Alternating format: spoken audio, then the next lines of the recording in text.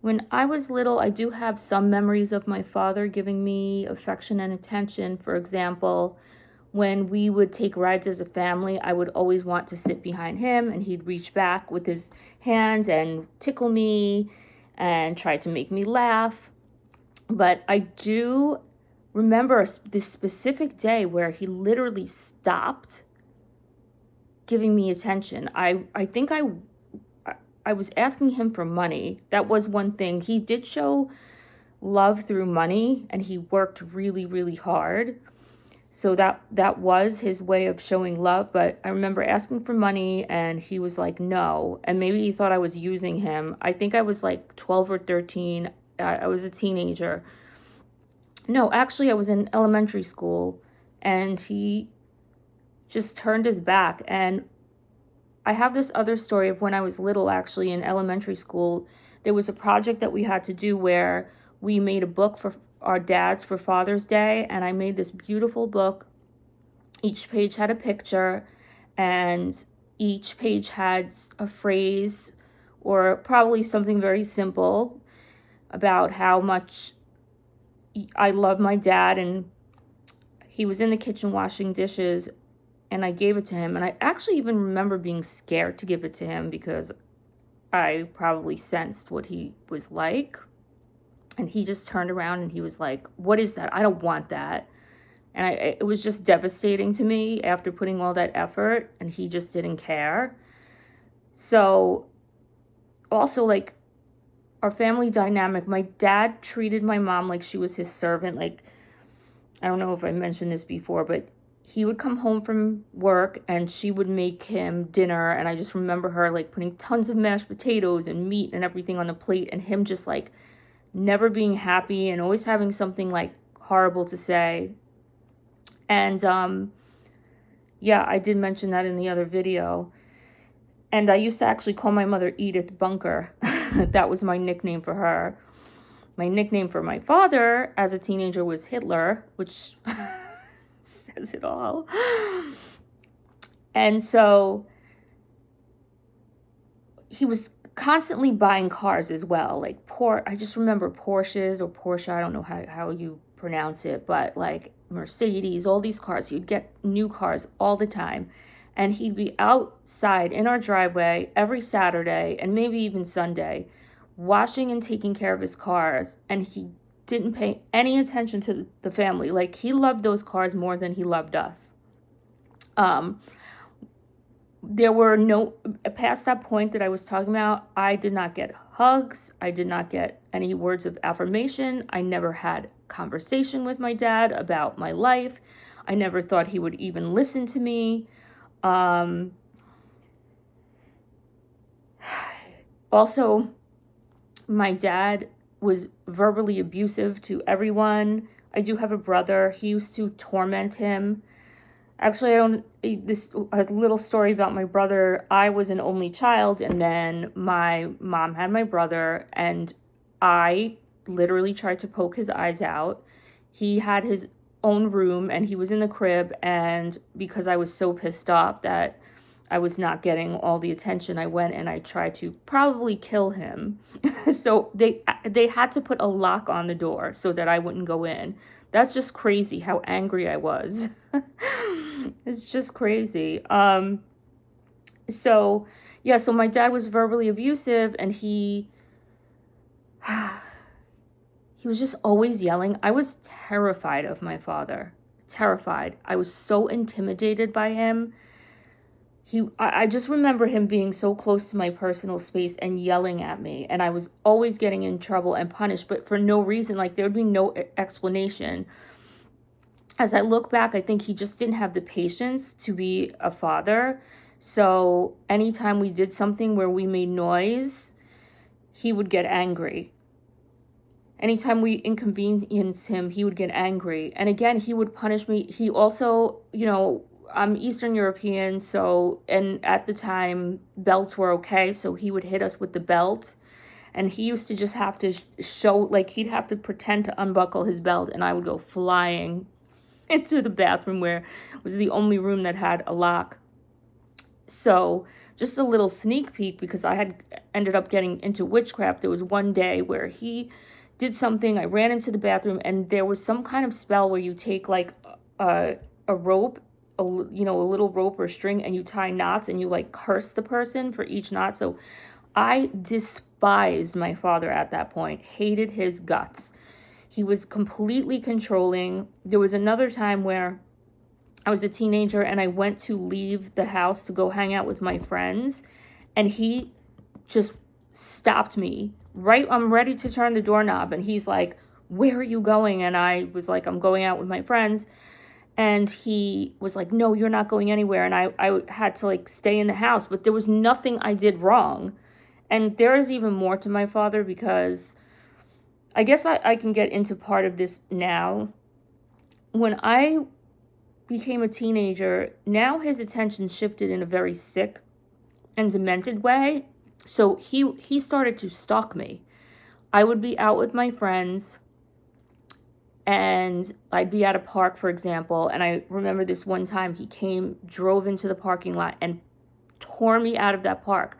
He didn't say why. Like, I wasn't even doing, well, I might have been smoking weed at that point, but he didn't know anything about what I was doing. And then there was another time I was hanging out like on the school grounds, and I look and he's there in his car watching me, and he started watching me at home, like when I would get out of the shower. Like, this is this is, I guess, very personal, but it is part of my story. And lusting after me, for lack of a better word. And one time he put me on his lap to hug me, but then he started trying to put his tongue down my throat. So this progressed actually into molestation, sexual abuse. I was 13, I believe, and I was asleep, and he came into my room and started touching me, and you're like in a fog. So like, in order for him to make him stop, I just kind of like turned around, and then he ducked and like went down onto the floor. And I guess he thought I didn't realize what he was doing, because he did it again. He would even, this is so sick, I don't know what the purpose of this was, but he would crawl, my door would be closed, and he'd crawl under the floor and look under my door to, maybe if I was sitting, he could see, certain parts of me. There's even another incident, but it's honestly way too embarrassing. So I ended up telling my mom, and then there were times I remember her taking him into their bedroom and like yelling at him. She didn't leave him. She put a lock on my door, and it actually stopped. And I became very disrespectful to him too. And there was an incident that happened. I don't quite remember what it was, but he started hitting me back and forth on the face. He was never physically abusive. He was always just, verbally abusive, which is painful too. But he just started slamming on my head, and I went to get up and go down the stairs, because my grandparents lived downstairs, and I almost fell down the stairs. He didn't seem to understand that my behavior was directly in response to how he treated me. Like, I go from being sort of cherished to completely ignored, having no relationship with him, to him being like a predator and treating me like I was a girlfriend. And also, his behavior and the way he treated people is inherent in me. So I started getting nasty, and like, he thought I should respect him. He literally still, after everything he did to me, he thought that I should respect him. And so I always had this very, very confusing relationship with him. Like, even after he molested me, like, he would hug me, and I just would, it would disgust me. And at the time also, so, he was treating my mom like crap, and I disrespected my mother completely as well, because I just saw her as a victim, and I vowed never to be like her. I was like, I'm never going to be treated like her. I'm never going to let somebody speak to me like that. And I was very angry because she didn't leave him. And I thought she had no self-respect whatsoever. So, in addition, my family was, there was like so much isolation in my family. Like, we did things together, but we never sat down and talked as a family. I did tell my mom things. My mom was really approachable and very loving, and she was a really, she was a stay-at-home mom. She was wonderful. And there was also a period in middle school where I had zero friends. I guess I had poor social skills. Actually, I'm going to get into like a couple of things that I went through starting from elementary school up until high school and after, about being rejected and abandoned. So I will see you guys next time. I suppose my father left me with the inability to talk to people, relate to people, make friendships with people. I was extremely shy.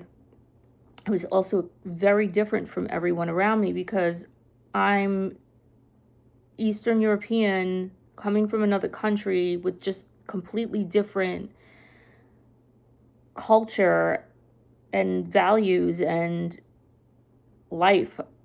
It was, I was surrounded by basically Italians, some Jewish people.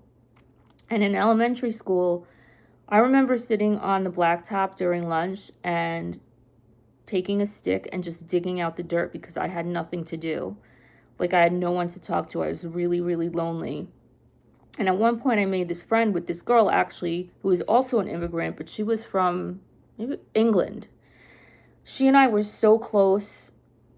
She chose me, which is really nice because I think a lot of people wanted to be friends with her, but maybe there was this commonality between us, subconsciously. We were pretty inseparable.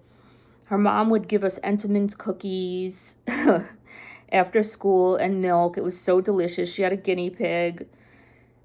And it was just so nice to have a friend. And then this other girl comes along, and after a while, and she also liked my friend. She wanted to be her friend, but she hated me. I guess there was maybe jealousy or possessiveness. And she just worked on her and worked on her and worked on her until my friend just stopped hanging out with me. So I was alone again. And towards the end of elementary school, I did make a couple of friends, which was nice. And I remember this one girl told me like all about the facts of life, things about sex and kissing. And actually, like, this is going to sound really weird, but my first kiss was with an older girl. We would go away every year to upstate, like Ellenville, upstate New York, and there was this older girl who took like an interest in me, and she was so cool. She listened to like rock music and she wanted me around. I guess, it's like a little I was like the little companion and stuff. And I didn't know kissing was with a tongue. I just thought it was like on the lips. And she took me like to the pool and underwater, and she like put her tongue down my throat. Like, it's just so weird, And I don't think she was even trying to be like exploitive. I think she was just literally trying to show me, but what a weird way to do it. I loved going upstate, actually. So this other thing that happened to me was when I was in high school. This girl came to the school. She had gotten kicked out of her other school, and she was like Mussolini. I mean, she became popular very quickly, and she was a very angry person, very spoiled but neglected. So she would get everybody to hate like one person every few months. So if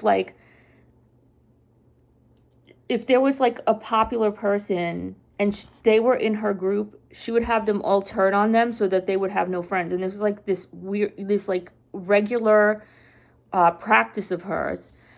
So one day there's a sleepover at her house and I'm not invited. I guess I was a tag along. So I don't remember actually if I wasn't invited or my mom had this thing about me not sleeping over people's houses. And it was very strange because she was permissive in a lot of ways, but that was one thing that she just drew the line, and I'm not even sure why. Maybe she was like afraid something would happen and she couldn't keep her eye on me, which is true. Things do happen. Anyway, every single person that I was friends with went there. And obviously I felt very left out. So the next day I called them as usual, and I always had to pursue people. Like, they wouldn't call me. I would have to call them. And I felt so afraid. I knew that if I didn't call them, if I didn't reach out to them, I would not have any friends. So I was very desperate. And I probably should have been friends with people who were more like me, who were like more sensitive. And again, I remind you, I hated being Jewish. So there were like Jewish girls who were more like me, but they weren't cool. So I didn't want anything to do with them. So I part of it is my own fault. I made myself an outcast. Anyway, so I call one of the girls. First, nobody's answering their phones. This is when we didn't have cell phones, by the way. So this girl, I get her on the phone. I'm like, hey, what's going on? What are we doing today? And she's like, oh, we all decided not to be friends with you anymore. We all decided to hate you. Like, I felt like someone just stabbed me with the sword. I was absolutely devastated. You can imagine what kind of reaction anyone would have to suddenly, well, first of all, be extremely insecure and desperate, hanging out with these people, knowing they really don't like you but still tolerate you, to them all turning against you and not wanting to be your friend, so now you're alone again. So that's one thing that happened. I'm going to stop there and keep this one a little bit shorter, and then I'll talk about some of the other things that happened next time. And I really appreciate all of you listening to me, and Jesus is going to come into the situation eventually. But I will say, through all this, I felt completely and totally alone. I had an empty feeling inside of me all the time, in my gut, following me wherever I went. People say, like, Jesus was always with you. And I have to say, he might have been, and he probably was, but I did not feel it. I did not feel like I had a soul who was on my side. So later I will obviously meet Jesus and all that, but at the time, I had nothing and I had nobody.